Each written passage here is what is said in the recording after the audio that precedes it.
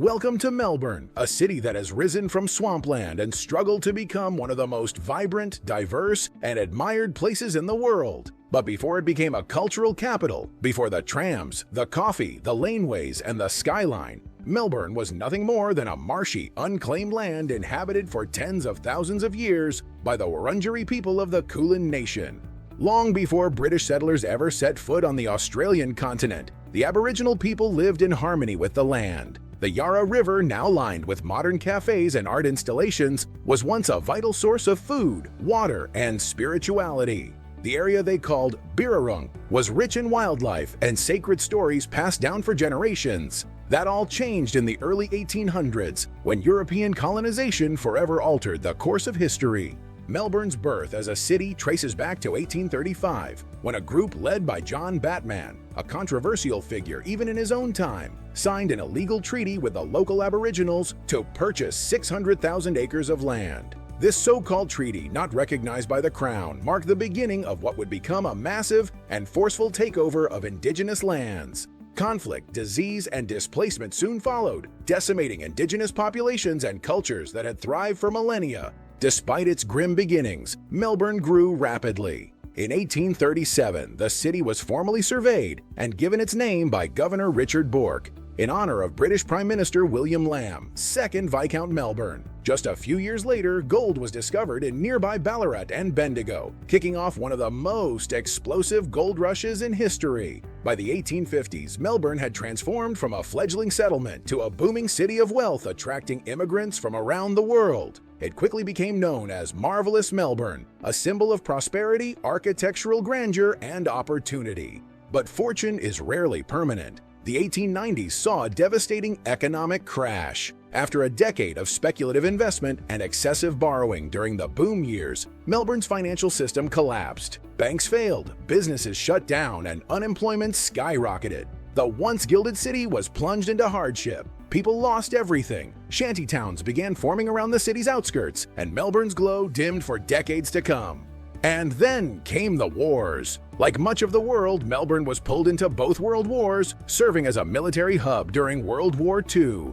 American soldiers stationed in the city brought jazz, swing, and a cultural shift that mixed with Melbourne's own evolving identity. Post-war immigration fueled the city's next transformation. Greeks, Italians, Yugoslavians, and Vietnamese families arrived, bringing new foods, traditions, and ways of life that shaped Melbourne into a melting pot of global cultures. In fact, by the 1970s, Melbourne was home to the largest Greek population outside of Greece. Throughout the 20th century, Melbourne's cityscape expanded. It became a center for art, fashion, and sport, but it wasn't immune to tragedy. In 2009, the Black Saturday bushfires tore through Victoria, killing 173 people and destroying entire communities. While Melbourne wasn't directly in the path of the flames, the disaster struck at the heart of the city's identity. It reminded residents of their vulnerability and sparked sweeping changes in emergency planning and environmental policies. Melbourne has also faced devastating floods, such as the major flood event in 1972 and again in 2011.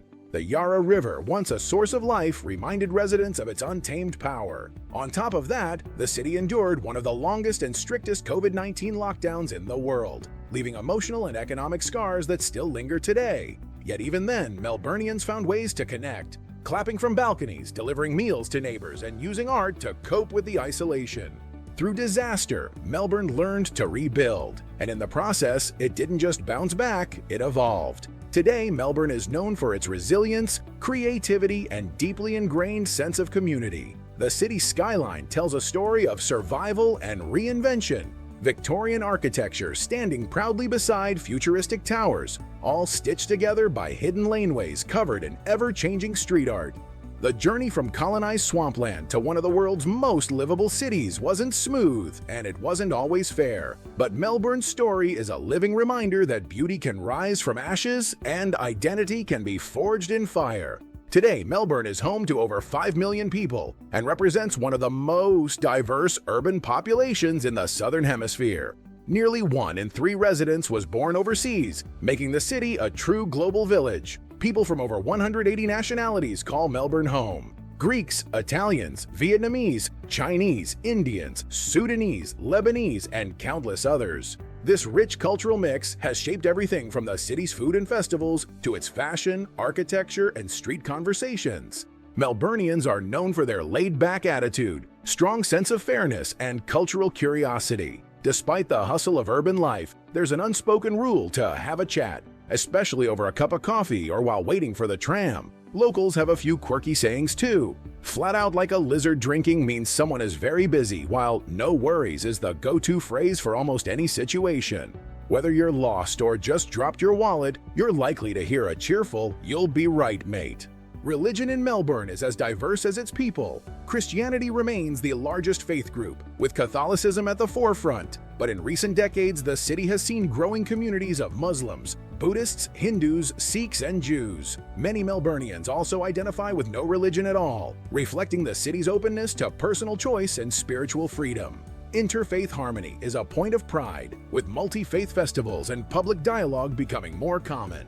When it comes to governance, Melbourne is the capital of the state of Victoria. It's overseen by the City of Melbourne Council, which handles local issues like public spaces, cultural planning, and infrastructure. The broader metropolitan region falls under the state government, led by the Premier of Victoria. Together, these layers of government manage everything from education to public health, transportation, and environmental policy. The system is democratic, with regular elections and a strong focus on community consultation.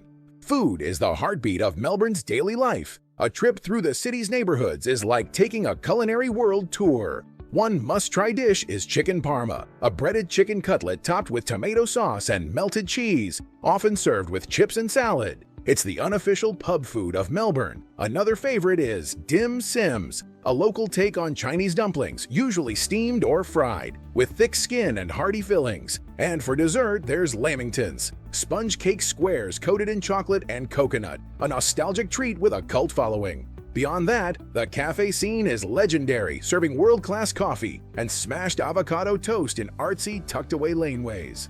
Language in Melbourne is officially English, but walk down any major street and you'll hear dozens of others: Mandarin, Arabic, Greek, Italian, Hindi, Vietnamese, and Spanish, just to name a few. This linguistic diversity enriches daily life, from shop signs and radio stations to cultural centers and festivals. As for the weather, Melbourne is famously unpredictable. Locals joke that you can experience 4 seasons in one day. Summers can soar above 40 degrees Celsius, 104 degrees Fahrenheit, while winters dip to near freezing, especially with wind coming off Port Phillip Bay. Rain showers often arrive without warning, followed by bursts of sun. The city's climate keeps you on your toes and always reaching for layers. Transportation in Melbourne is extensive and efficient. The city boasts the largest tram network in the world, and it's a beloved part of daily life. Trams glide through every major district, offering a scenic and nostalgic way to travel. Trains and buses complement the network, and the Miki card makes it easy to hop between them.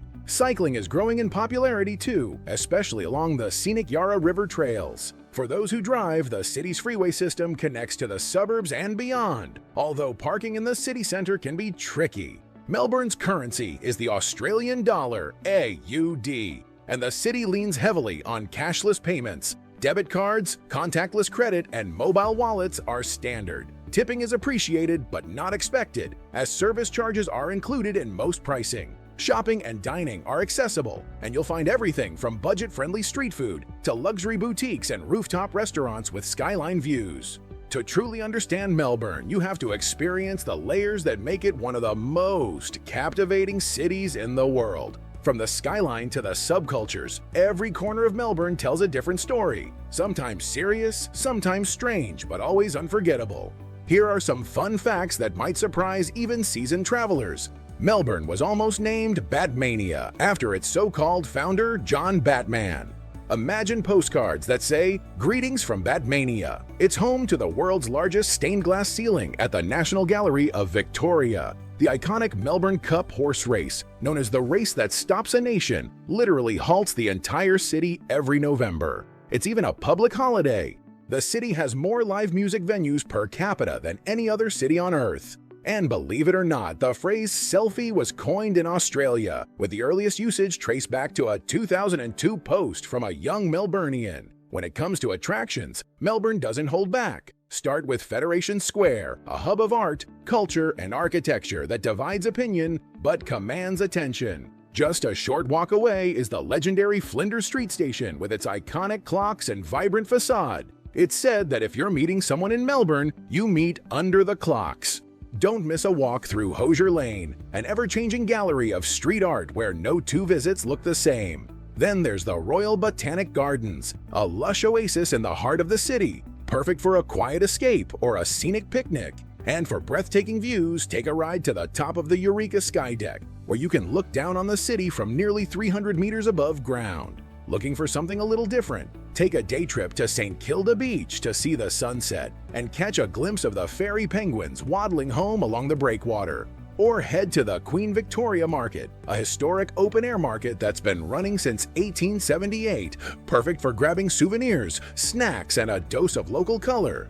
As for celebrity ties, Melbourne has raised and inspired a long list of notable names. Kate Blanchett, one of the most acclaimed actresses in the world, studied at the National Institute of Dramatic Art in Melbourne. Chris Hemsworth, before wielding Thor's hammer, grew up just a few hours away and often credits Melbourne's acting scene for his early start. Nick Cave, the gothic rock icon, launched his career in Melbourne's underground music scene. And Margot Robbie, another global sensation, has said she loves returning to Melbourne for its vibe, its coffee, and its people. Now here's a challenge for all my amazing YouTube viewers. If you were in Melbourne for just one day, would you take a tram to the beach, sip coffee in a hidden laneway cafe, or wander through a street art alleyway at sunset?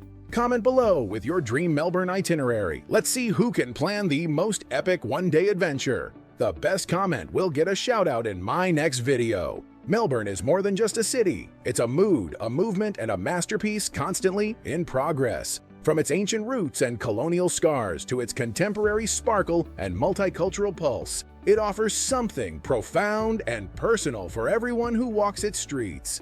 If you enjoyed this story and want more heartfelt journeys through the world's most fascinating places, don't forget to like, subscribe, and share this video. This is just the beginning of your travel adventure. See you in the next city.